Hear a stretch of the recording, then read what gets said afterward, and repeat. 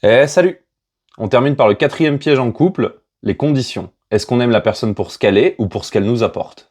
Que ce soit la stabilité, le confort, le soutien, la reconnaissance, la compensation à nos manques ou autre, si on aime la personne parce qu'elle amène ça dans notre vie, pour moi, c'est qu'on se trompe de chemin. La différence entre compensation et condition, c'est que les compensations naissent de nos manques et que les conditions naissent de nos exigences.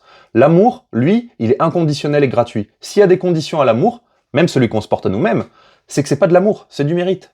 Tu as fait ça, tu m'as donné ça, donc tu mérites mon amour. Ça me rappelle cette histoire où un homme pêche et quelqu'un vient le voir et lui demande pourquoi tu pêches? Et il répond bah parce que j'aime le poisson. Ah bon, t'aimes le poisson, donc tu le sors de son habitat pour le tuer, le vider, le cuire et le manger. Non, t'aimes pas le poisson, t'aimes son goût et ce qu'il t'apporte quand il te rassasie. Alors attention à cet amour-là qui naît de ce que l'autre nous apporte. Ceux qui ont déjà aimé le savent. L'amour, c'est pas en lien avec des exigences, avec des cases que la personne coche ou le confort qu'elle nous amène. Donc là, on pourrait me dire, si j'ai besoin de stabilité, la stabilité devient une condition quand même. Ce qu'il faut pas, c'est se mettre en relation pour quelque chose. C'est là que je parle de condition. Je suis instable, l'autre va m'apporter de la stabilité. J'ai envie d'être parent, donc il faut que je trouve un père, une mère pour mon futur enfant, etc., etc. L'autre ne doit pas être un outil et vous ne devez pas en être un pour lui. L'amour dans une relation, c'est un élan. Non, pas lui.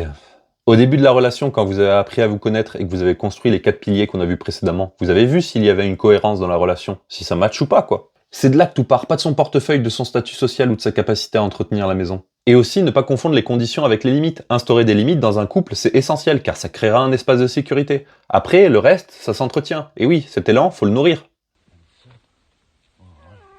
Et non, c'est pas de ça qu'on parle.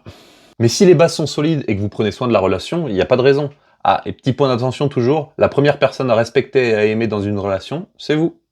Et n'oubliez pas, l'important c'est pas de convaincre ou d'avoir raison, c'est juste de planter des graines.